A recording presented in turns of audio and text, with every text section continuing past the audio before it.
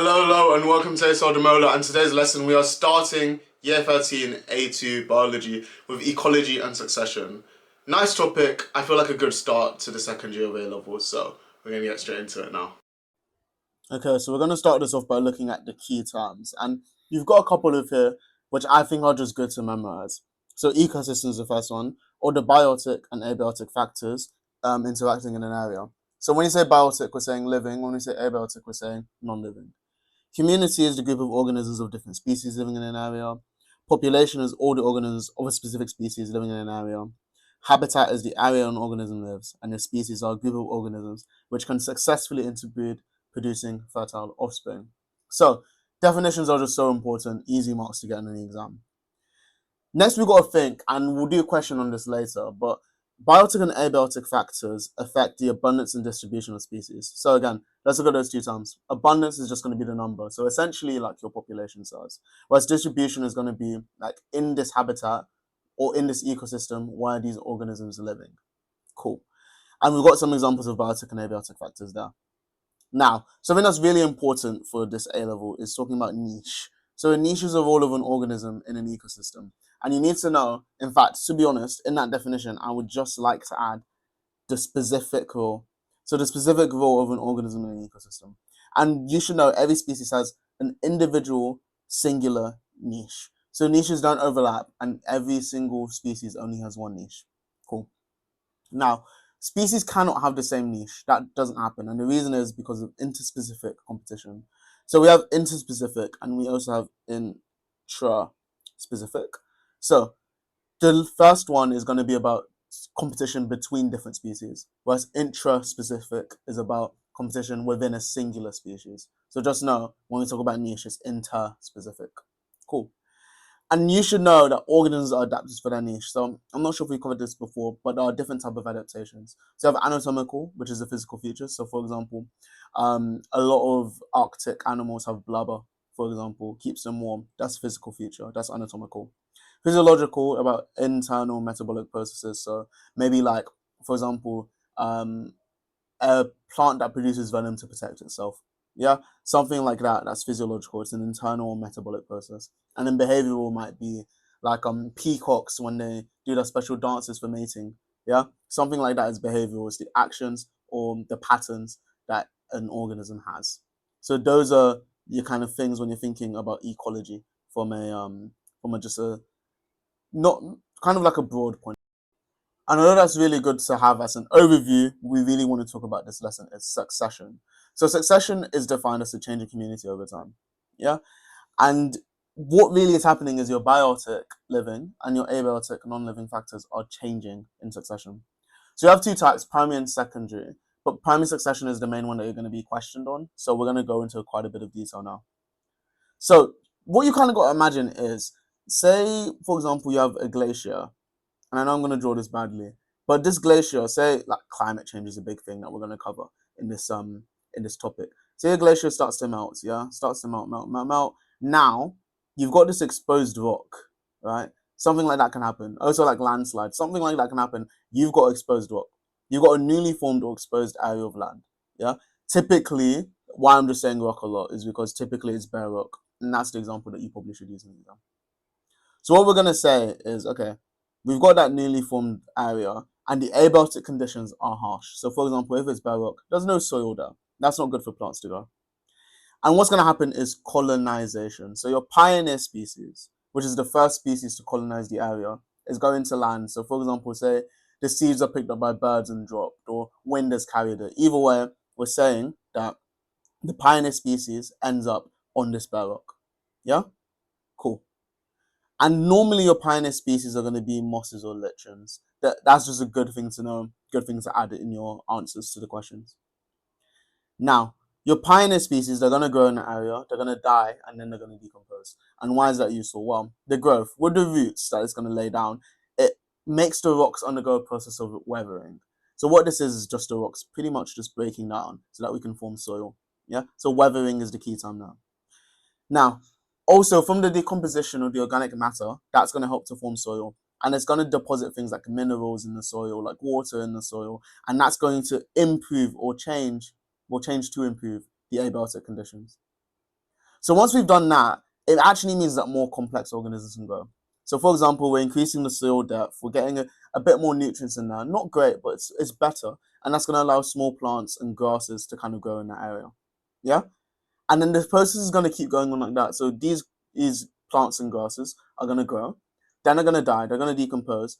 They're going to release their nutrients into the soil. They're going to increase the soil depth, meaning more complex organisms can form here, like shrubs maybe. And then eventually you work your way up to a big tree.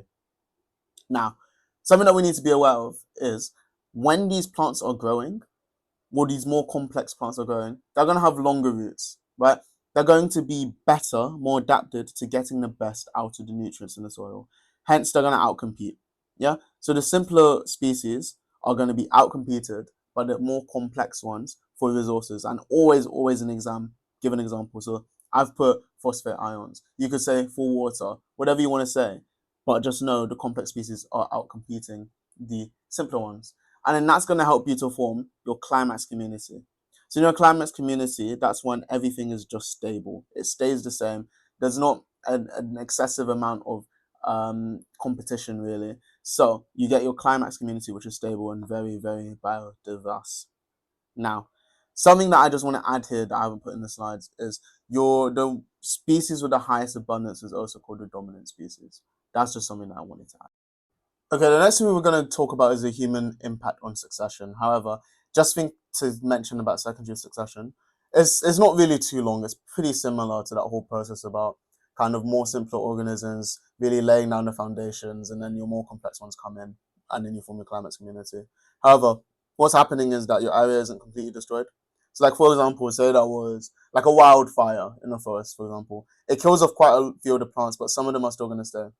And the reason why now it's secondary succession is because the process of that change in community is going to happen. However, because we start some soil, some species, the process is going to begin at a later stage. So, like for example, instead of starting with like your mosses and your lichens, say you're now starting with like the small shrubs or small trees or whatever. Just means the process occurs faster, but it's the same process.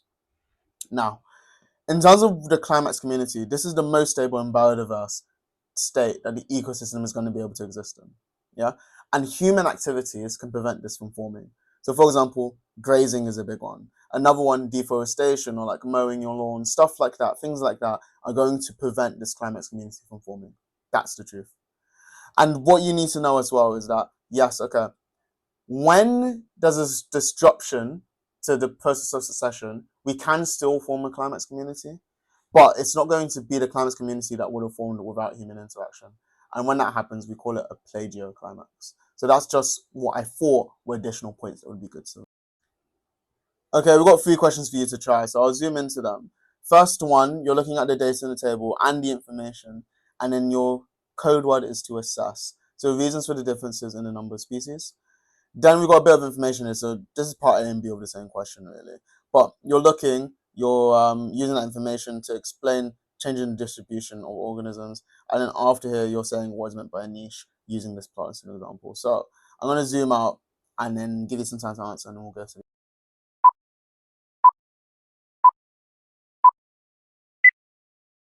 Okay, so we're actually going to start here, but assess. Okay, we're using all of the information and we'll kind of come to a conclusion that way.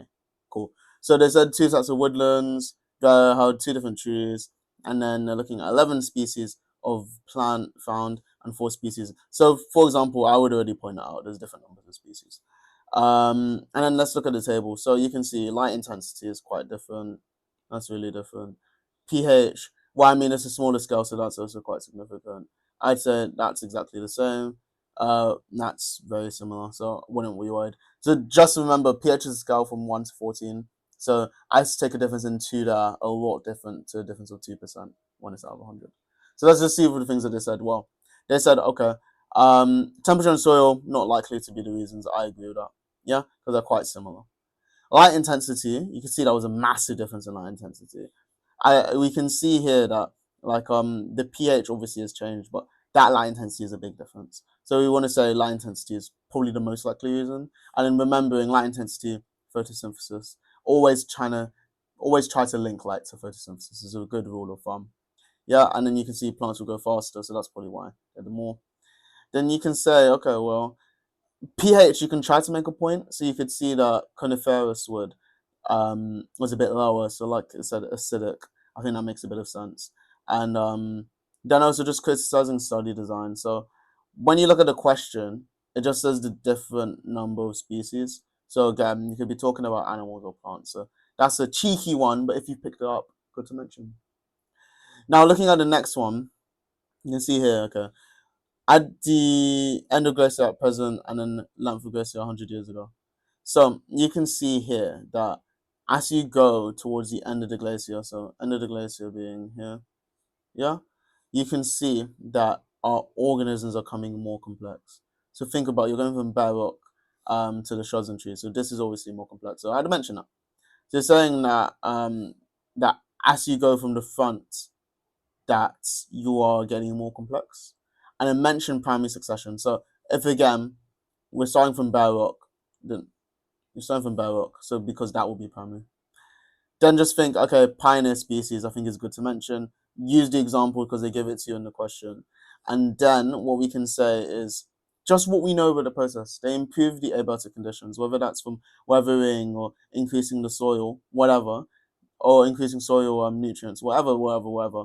Yeah, that's good. By the way, humus is like it's like what they use like in substitute for nutrients in these type of questions. So that's also good to remember. I will highlight it for you guys. And then yeah, competition is also a good thing to mention. But I think that question is doable. And then finally, this one was said about explain what's meant by niche. So definition and an example. Yeah. So this is how we should do this question. Definition, fine. Role of an organism in the ecosystem. Yeah. Now we need to think, what is this? Yeah. I can read the questions for context. Didn't actually give much context. But plants are producers, we can mention that. Yeah. So we know a plant's a producer. It said it was a plant. Yeah. Think about what is the use of a producer. Yeah. Well, I can think of a couple of things. They are going to improve the soil. Remember, if we're thinking about succession, they're also going to be used for food for herbivores, and also for like your really small organisms, they can be like shelters for like insects and stuff like that. So just remember things like that. Think outside of the box a bit when you're answering a question like that. And I think really, normally, these two would have been enough on its own, but you've got to think this is a 3 mark question, so you need to go a bit. Okay, now it's time for the A-star tips. So I hope I haven't taken too much of your time, but this will be very, very rapid. Definitions, definitions, definitions. Literally just learn them. They are an easy mark if they come up. Yeah. So I would just implore, just learn the definitions because they aren't too complex. There's a lot harder things in A-level biology than learning the definitions. Niche, very important concept, will most likely come up. Biotic, abiotic factors. I think it's all good being able to list them out, but really talking about how they affect abundance and distribution is what the examiner wants to see from you. So make sure that you are practicing that skill. And then understanding the process of succession is also important. It is not the most commonly assessed, but it definitely can come up. So I would definitely make sure to learn about succession. Now, in terms of bits of information from the text, you get so much context from reading it, especially when it comes to ecology. I would recommend looking really carefully, making sure you are getting all the different pieces of information from tables, graphs, etc., because it is really important. And even in the text as well, when you're criticizing like study designs, because it comes up a lot in ecology. Succession is a topic that can easily be neglected, and I think one that's normally quite poorly understood, even though I don't think it is the most complex idea. So I'd really implore you to try and learn this well. And then otherwise, examples, I think is just really good. So like, for example, when you're talking about primary succession, starting on biotic is a good one. If you're talking about pioneer species, lichens or mosses, things like that are going to be really good to just add, and it will help you a lot in these questions. So thank you so much for listening. If it was helpful and a useful video, please like and subscribe to the channel. Any questions at all that you have for me, put them in the comments below and I'll do my best to answer. We've also got our TikTok and our Instagram, both at demola. Links will be in the description below. But that's all for me for now. So thank you so much for listening, and we'll catch you in the next one. Bye for now.